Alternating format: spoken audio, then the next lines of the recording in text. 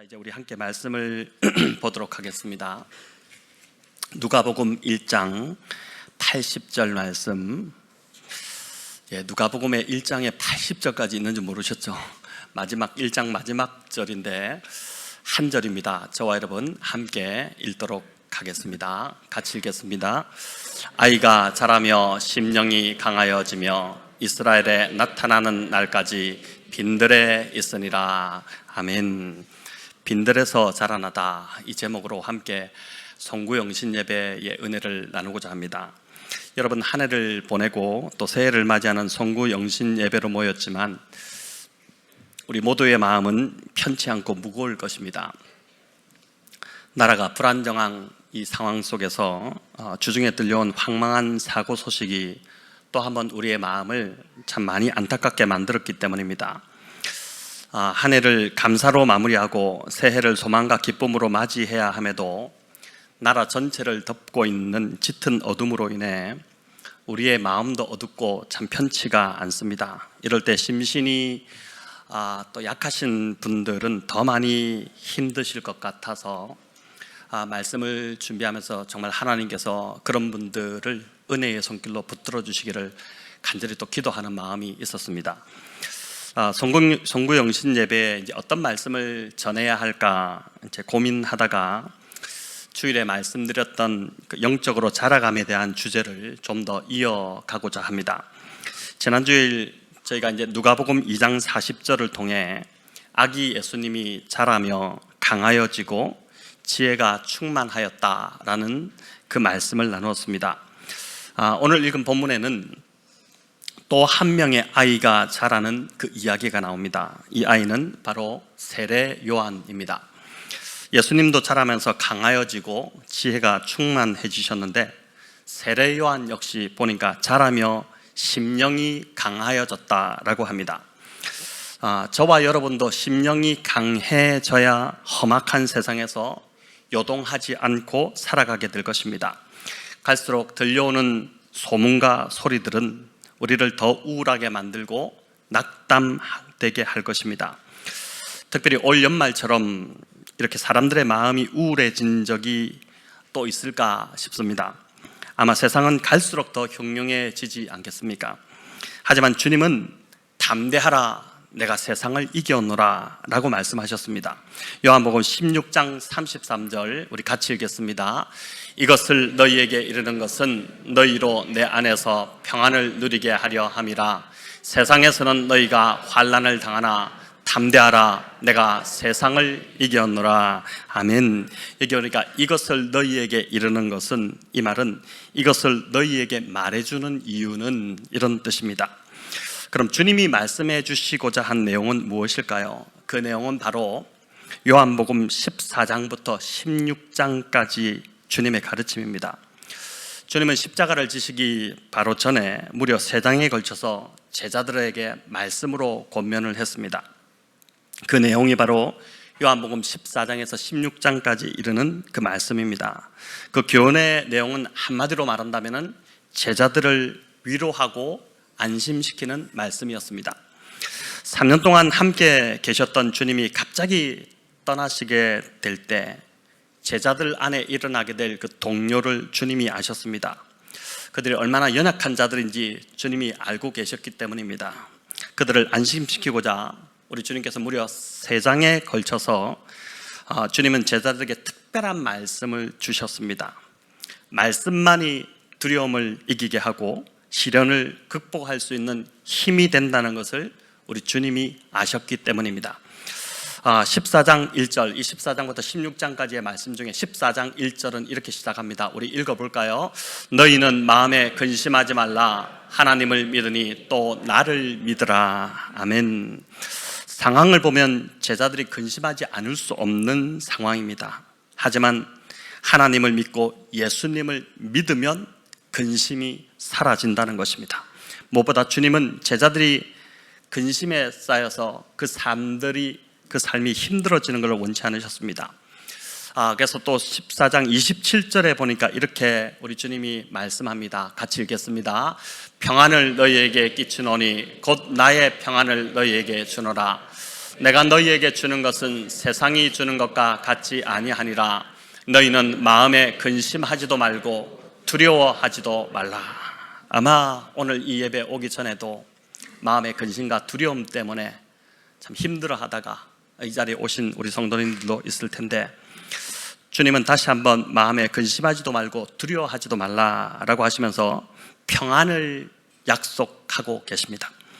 주님이 곧 붙잡혀 가실 것이기 때문에 근심할 수밖에 없는 상황이 오겠지만, 그러나 하나님을 굳게 믿으면, 또 이 말씀을 주시는 그 예수님을 3년 동안 함께 하셨던 그 예수님을 굳게 믿으면 두려운 상황 속에서도 반드시 평안을 누리게 된다는 것입니다. 한 해를 마무리하는 이 시점에서 사단은 계속해서 저와 여러분에게도, 또 이 나라 모든 또 국민들에게도 두려움과 근심을 계속 심고 있는 것 같습니다. 우리를 낙담하게 만들고 우울에 빠지게 만들고 힘 빠지게 만드는 것입니다. 하지만 주님은 저와 여러분에게 평안의 말씀을 주셔서 우리가 근심에 빠지지 않고 평안을 누리기 원한다, 염려하지 않기를 원한다, 두려워하지 않기를 원한다고 우리에게 말씀하신다고 믿습니다. 세례 요한이 태어나던 때도 여러분, 세상은 결코 밝지 않고 매우 어두웠습니다.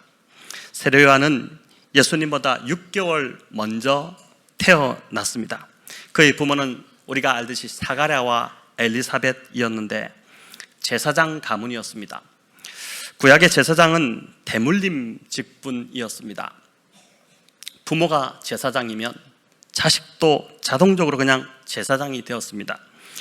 제사장은 성전에서 드려지는 제사를 주관하는 하였기 때문에 당연히 성전에서 섬겼고, 그 직장이 성전이었고, 또 성전 근처에 살아야 했습니다.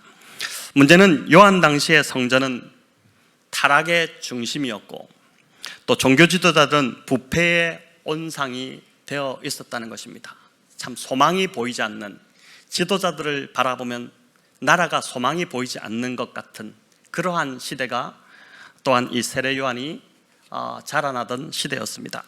예수님께서도 2번씩이나 성전들에서 장사하는 자들을 다 내쫓으셨는데, 성전에서 제사용 짐승을 팔고 성전세를 환전해 주는 자들이 이 대제사장과 결탁하여서 엄청난 폭리를 취하고 있었고, 대제사장은 성전의 그 상권을 장악해서 개인의 부를 축적하는데 그 신성한 대제사장의 권한을 남발하고 있었던 것입니다.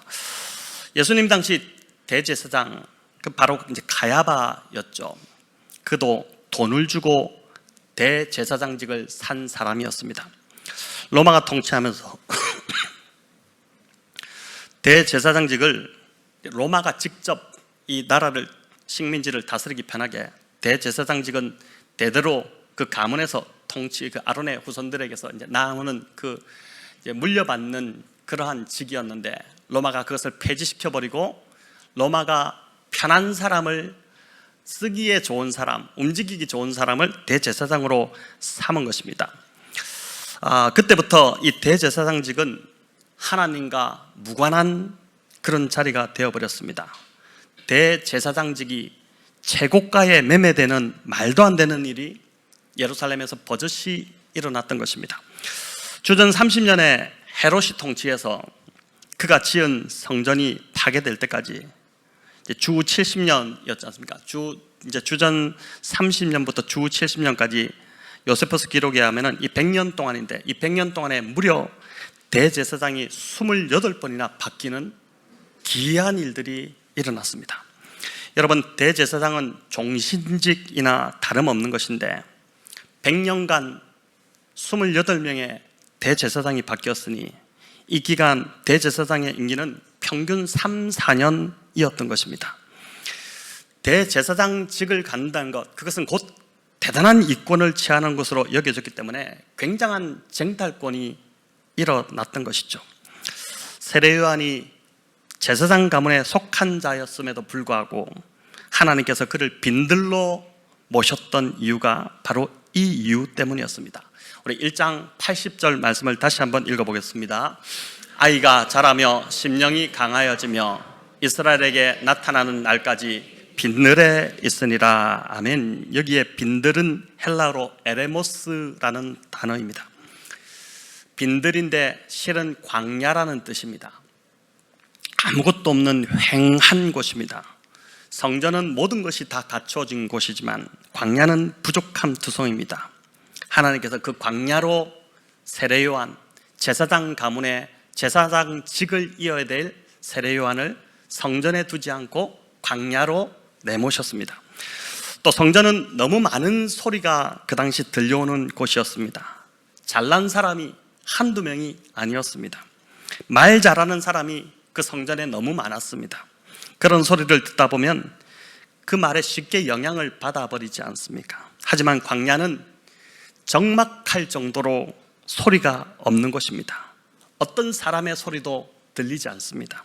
그러니 하나님의 음성을 더 또렷이 들을 수 있는 곳, 바로 그것이 광야였습니다.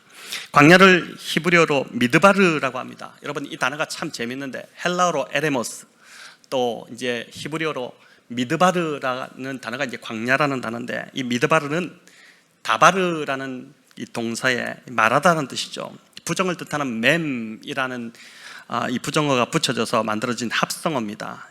다바르, 맴 플러스 다바르 해서 미드바르 이렇게 되는데, 그러니까 뜻을 말하면은 말하지 않다, 침묵하다 이런 뜻이죠. 이 광야가 바로 아무 소리도 들리지 않는 침묵만이 흐르는 장소라는 것입니다. 그곳이 바로 광야입니다. 광야라는 이 히브리어 단어에 대단한 통찰이 있는 것입니다.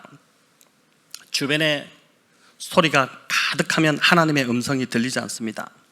예수님 당시 성전은 하나님이 임재하시는 곳이었음에도 하나님의 음성은 들리지 않고 사람의 소리만 난무했었습니다. 반면 광야는 그 어떤 소리도 없다 보니 하나님께서 그곳에서 요한에게 말씀하신 것입니다. 3장 2절을 우리 같이 읽겠습니다. 하나님의 말씀이 빈들에서 사가랴의 아들 요한에게 임한지라. 아멘. 하나님의 말씀이 성전에 임하지 않았고 빈들, 광야에 임했습니다. 어쩌면 성전에도 임했겠지만 잘난 사람들의 소리에 묻혀서 하나님 말씀이 들리지 않은 것입니다. 그래서 광야에 있는 세례 요한에게 그 당시 하나님의 말씀이 임했습니다. 지금 저와 여러분에게 정말 필요한 소리가 무엇일까요? 전문가가 들려주는 소리, 세상에 잘난 사람들이 말하는 소리일까요? 아니면 우리가 유튜브에서 늘 듣고 보는 어떤 그런 보도들이나 소리들일까요?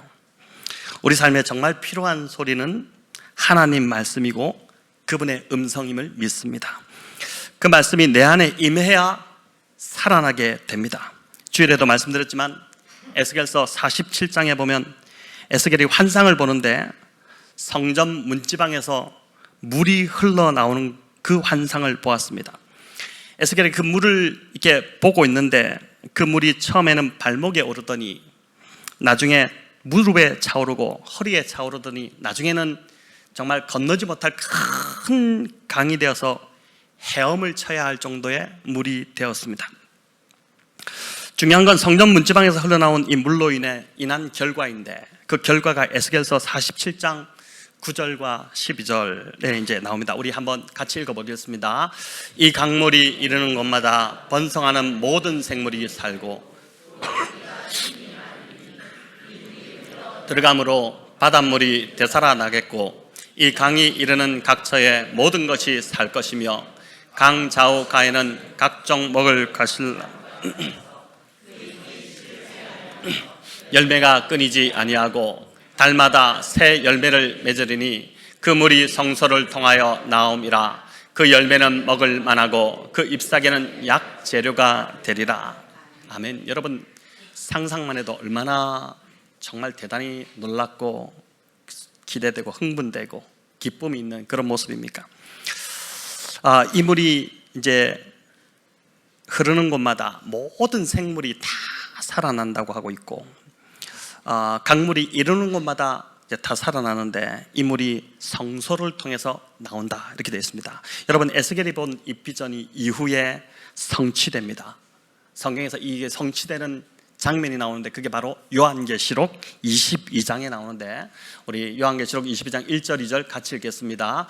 또 그가 수정같이 맑은 생명수의 강을 내게 보이니 하나님과 및 어린 양의 보좌로부터 나와서 길 가운데로 흐르더라. 강 좌우에 생명나무가 있어 12가지 열매를 맺되 달마다 그 열매를 맺고 그 나무 잎사귀들은 만국을 치료하기 위하여 있더라. 아멘.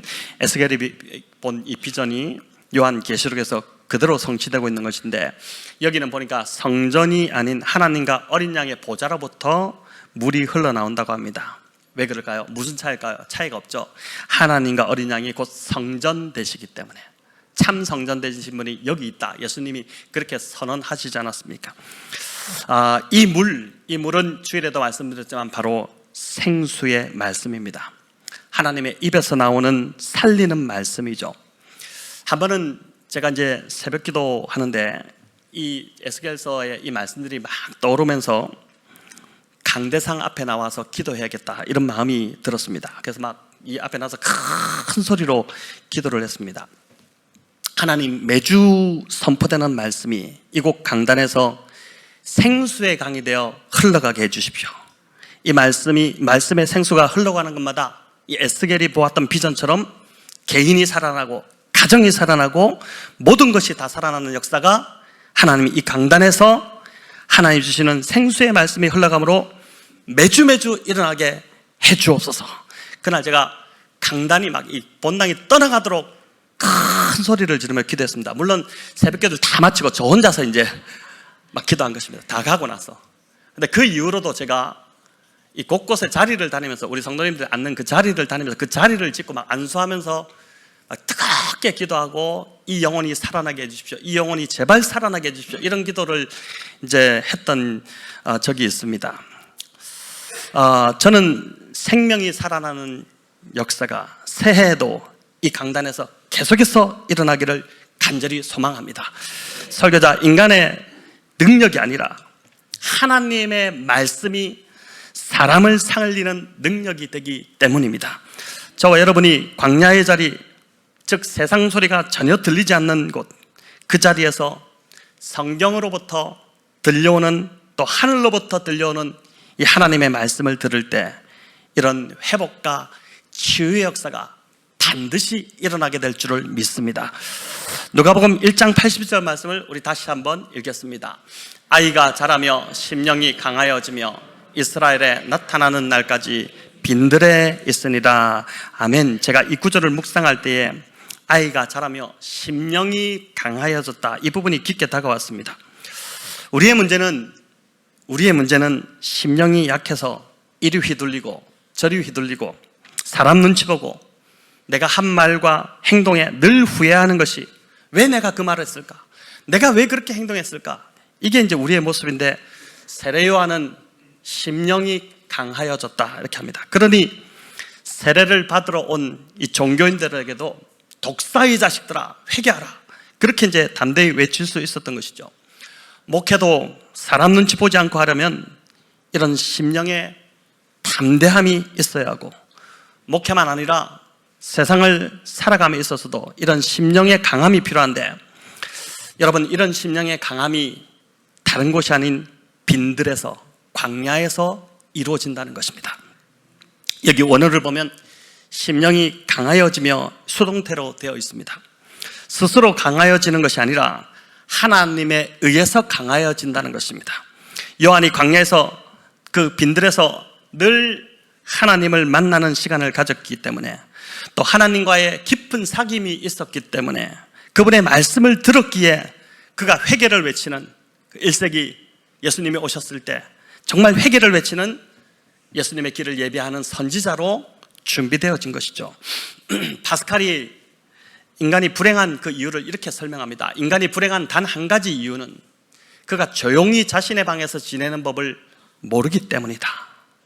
또 아빌라의 테레사는 이렇게 이야기했습니다. 당신이 홀로 있으면 하나님을 만나게 된다. 여러분, 무슨 말일까요?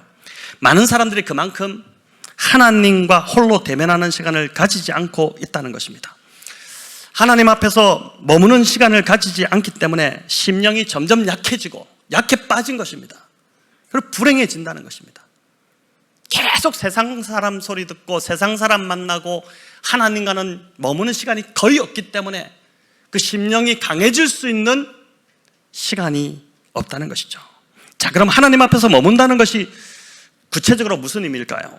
서두에 말씀드렸던 요한복음 그 14장부터 16장의 한가운데 있는 15장에는 그 유명한 포도나무의 비유 말씀이 나옵니다. 그 비유에서 주님이 이제 주님 안에 가고 하나님 안에 머무는 것이 뭐라고 말씀하시냐면은 곧 말씀 안에 머무는 것이다, 이렇게 말씀하셨습니다. 예수님이 역시 주로 밤늦은 시간이나 새벽 미명에 홀로 기도하러 가셨습니다. 이 시간을 통해 하나님께 부르짖기도 하셨고 또 잠잠히 하나님 말씀하시는 것을 듣는 시간을 가지셨습니다.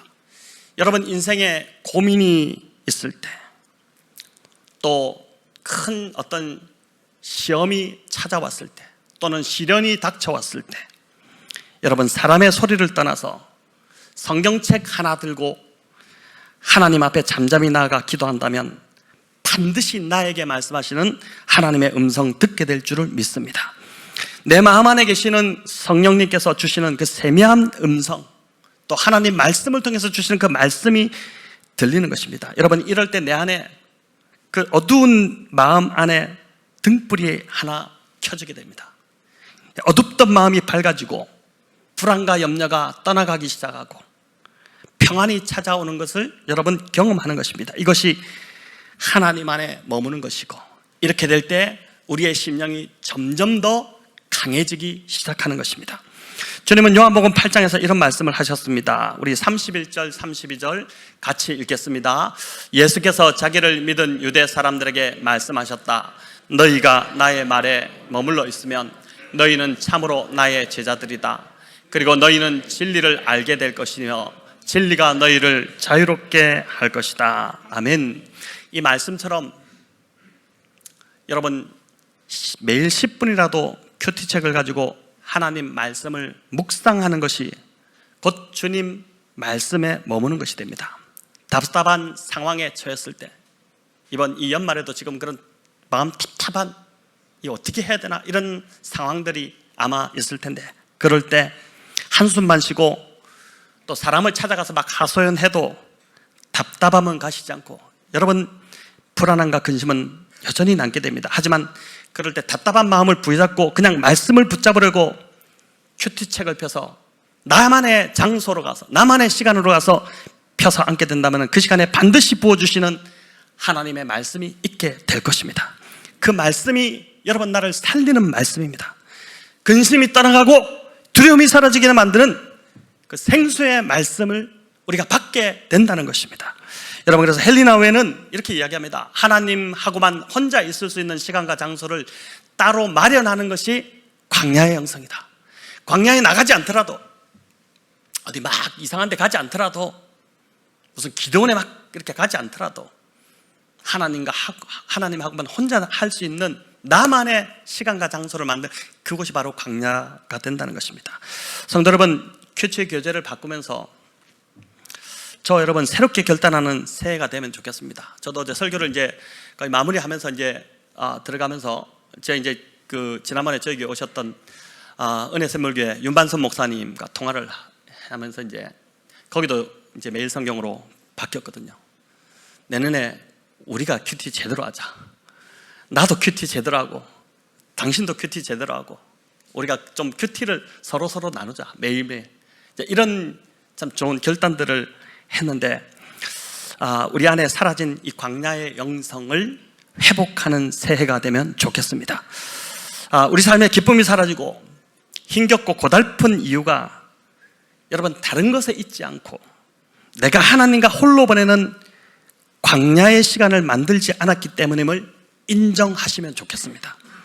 지금 나에게 닥친 이 어려움 앞에서 상황을 원망하고 사람을 탓하기보다 모세처럼 여호수아처럼 내가 하나님을 만나지 않았고 말씀의 자리에 앉지 않았기 때문임을 회개하면 좋겠습니다. 신앙생활을 오래 하고 매주 예배를 드려도 내 안에 왠지 모르는 그 영적 목마름, 메마름이 있다면 그 이유가 바로 이런 광야의 시간, 하나님을 만나는 자리가 내 삶에 없었기 때문이라는 것을 여러분 인정하시면 좋겠습니다. 영어의 외로움, 고독이라는 단어가 두 가지가 있습니다. 일전에도 한번 말씀드렸지만 하나는 loneliness라는 단어인데, 이 외로운, 고독, 말 그대로 쓸쓸함, 이런 뜻입니다. 이것은 우리가 극복해야 할 감정입니다. 그런데 또 다른 단어가 있는데 그 단어가 solitude라는 단어입니다. 우리말로 똑같이 외로운, 고독으로 되어 있지만 사전을 찾아보면 그렇게 되어 있어요. 그러나 이 단어는 하나님을 만나기 위해 내가 의도적, 자발적으로 홀로 있는 시간을 만드는 것입니다. 내가 의도적으로 만드는 외로움입니다. 고독함입니다. 매일 큐티로 묵상하는 시간, 그 새벽기도 시간에 조용히 하나님의 음성을 듣는 시간이 바로 의도적으로 만드는 그 고독의 시간이라는 것입니다. 여러분, 세례 요한이 광야에서 빈들에서 이 홀로 있는 시간을 통해서 심령이 강하여진 것처럼 새해 저와 여러분 역시 이 도시 생활에서 얼마나 시끄러운 소리가 많이 들려옵니까? 이 속에서 나만의 이런 빈들, 광야를 만들 때, 하나님과 홀로 있는 시간을 마련할 때 우리의 심령이 동일하게 강하게 되어질 줄을 믿으시기 바랍니다. 광야는 여러분 또한 멈춤의 시간입니다. 멈춰야 보이는 것이 있고 멈춰야 비로소 들리는 것이 있습니다. 여러분, 나무가 해거리를 한다는 말을 들어보셨습니까? 나무가 열매를 잘 맺다가도 어떤 해에는 열매를 맺지 않는다고 합니다. 가문 것도 아니고 병든 것도 아니고 걸음을 안 준 것도 아닌데 열매를 맺지 않고 알아서 쉬는 것입니다.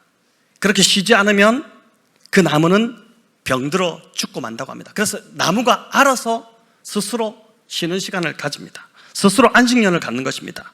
여러분, 이것이 나무의 해거리라는 것입니다. 해거리, 해를 거른다는 것입니다.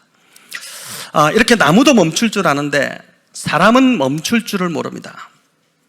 그래서 안식일, 즉 주일은 하나님께 예배드리는 날이지만, 당연히 하나님의 날이지만, 그렇기 때문에 하나님께 우리가 나가서 예배드리지 않습니까? 나아가 쉼을 모르는 우리들을 멈추게 하시는 하나님의 배려와 사랑이 담긴 날입니다. 이렇게라도 해서 율법으로 정해놓지 않으면, 억지로 쉬게 하지 않으면 성취를 향한 인간의 욕망은 쉼이 없이 달려갈 것이기 때문에 멈추도록 안식일, 주일을 우리에게 명령하신 것입니다. 여러분, 우리는 심장이 24시간 내내 쉬지 않고 뛰는 것으로 알고 있습니다. 심장이 멈추면 죽지 않습니까? 그러니까 심장은 24시간 내내 멈추지 않고 뛴다고 알고 있는데, 그런데 심장은 사실 알고 보면 24시간 중에 9시간만 일하고 15시간은 쉰다고 합니다. 어떻게 쉬는지 아십니까? 오므라들었다 펴졌다, 오므라들었다 펴졌다 이렇게 하면서 펴지는 그 사이에 심장이 쉰다는 거예요. 펴질 때 심장이 쉰다는 것입니다. 이렇게 심장이 쉬는 타임이 있기 때문에 하루 24시간을 멈추지 않고 계속해서 건강하게 박동할 수 있다는 것이죠.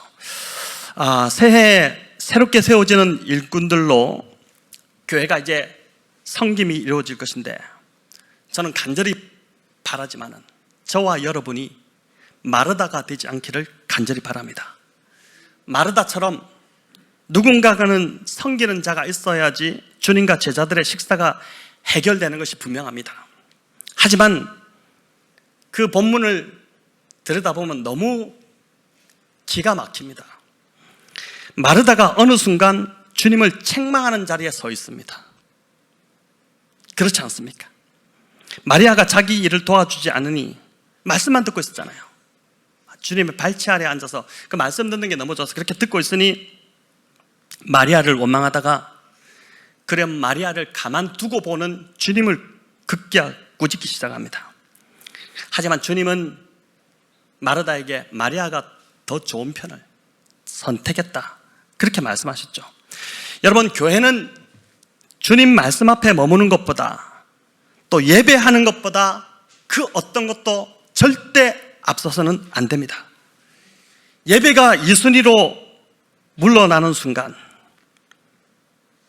그렇게 예배가 2순위가 된 섬김, 그런 섬김은 결국 마르다처럼 다른 사람을 꾸짖고 있고, 섬기지 않는다고 꾸짖고 있고, 주님을 꾸짖는 자리까지 가게 된다는 것입니다.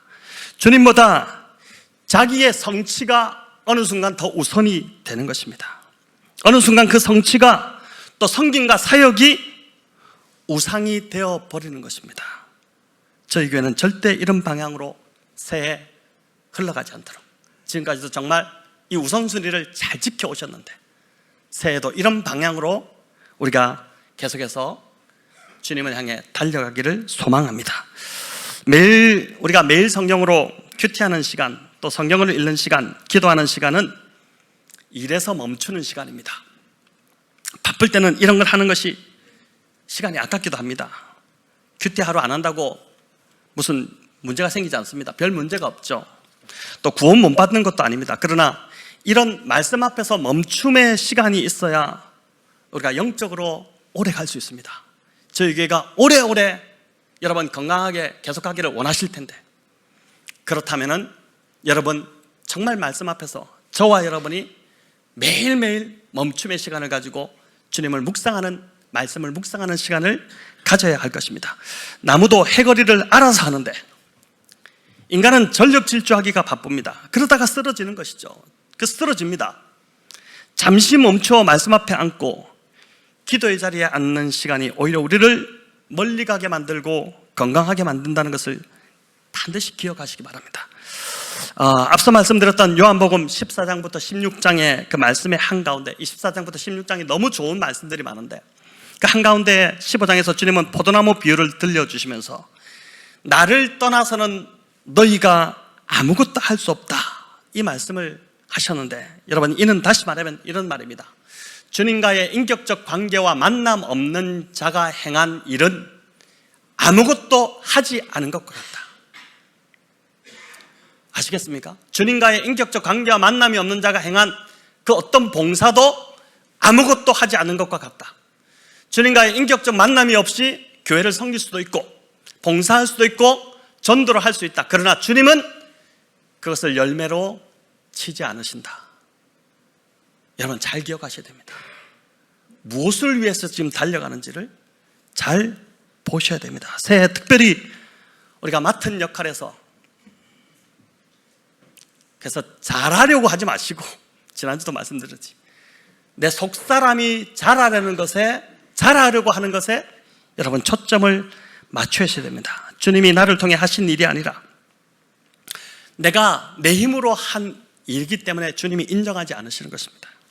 두려운 말씀이지만 주님 뭐라 말씀하셨습니까? 이런 나무는 모아다가 불에 던져 살라버리겠다. 아주 두려운 말씀을 하시지 않습니까?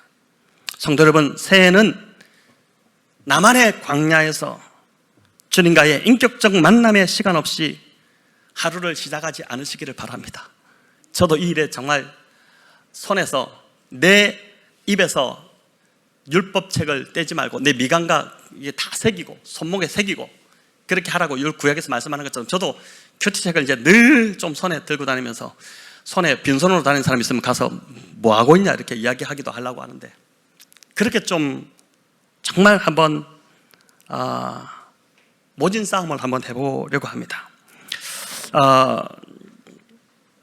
특별히 교육부서와 목자와 찬양팀으로 섬기시는 분들, 그 외에 어떤 섬기시는 분들, 기도의 자리에 꼭 나오시기 바랍니다. 기도의 자리에 꼭 나와서 섬기기 전에 먼저 기도하시기 바랍니다. 기도 없이 섬긴 것 주님이 인정하지 않으십니다. 주님과의 관계없이 행하는 모든 일은 모래 위에 집은 짓는 것과 똑같습니다. 저희 교회가 새해 한 해를 보내면서 이제 불과 몇 시간 뒤면 오게 되는데, 모래 위에 집을 짓는 교회, 모래 위에 집을 짓는 사역이 되지 않기를 간절히 바랍니다. 이제 조금 지나면 새해가 시작됩니다. 성도 여러분, 주일에 말씀드렸듯이 잘하려고 하지 마시고 잘하려고 하시기 바랍니다. 잘하기보다 잘하려고 하는 성도들이 있으면 여러분 가서 이야기해 주십시오. 정직하게 이야기하십시오. 왜냐하면 왜 그 말을 해주냐면 자신은 모릅니다. 전력질주할 때는요 주변이 안 보여요. 다윗이 그럴 뻔하지 않았습니까? 시글락에서 다윗이 그럴 뻔하지 않았습니까? 전력 질주하다가 무너지는 거거든요. 그런 사람이 보이면 마르다처럼 되지 말고 마리아가 먼저 되십시오, 이렇게 이야기도 해주시고, 그렇게 우리가 좀 가면 좋겠습니다. 새해는 꼭 나만의 광야의 시간, 광야의 장소를 여러분 꼭 만드시기 바랍니다. 그 광야에서 우리 주님의 말씀을 묵상하고 주님의 음성을 듣고, 그 주님의 사랑, 나를 사랑하신다는 그 음성, 오늘 저는 연주를 통해서도 그 주님이 나에게 말씀하시는 음성을 들었는데, 기도로 또 주님과의 사귐을 가짐으로 새해 정말 예수님에게까지, 그 예수님의 장성한 분량까지 자라가시는 우리 모든 성도님들 다 되시기를, 또 제가 되기를 우리 주님의 이름으로 축원합니다.